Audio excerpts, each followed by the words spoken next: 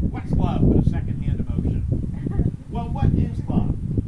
I think we tend to confuse love at times with feelings of infatuation or some uncontrollable, spontaneous emotion that kind of just sweeps us off of our feet.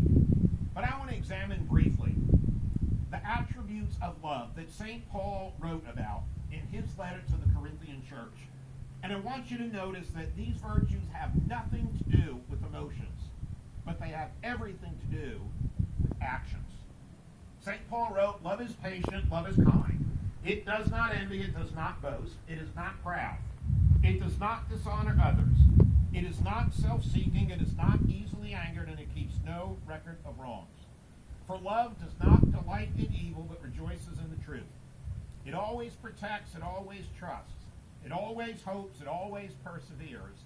Love never fails."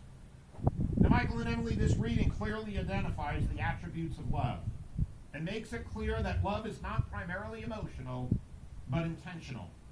It's not about your feelings for one another, but how you choose to treat one another. And I'm sure you're going to tell each other, "I love you" multiple times a day, and that's good.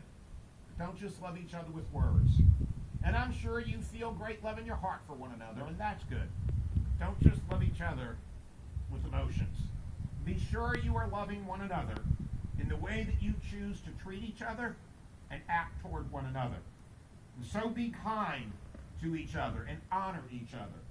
Be patient and forgiving with one another. Always be truthful, even in the small things. Place your trust and your hope in one another. Persevere through the difficult challenges of life and of marriage, because this kind of love never fails.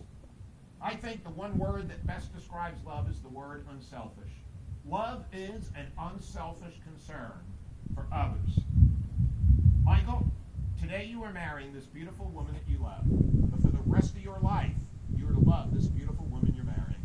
And Emily, today you are marrying this handsome fellow that you love. For the rest of your life, you are to love this man you are marrying.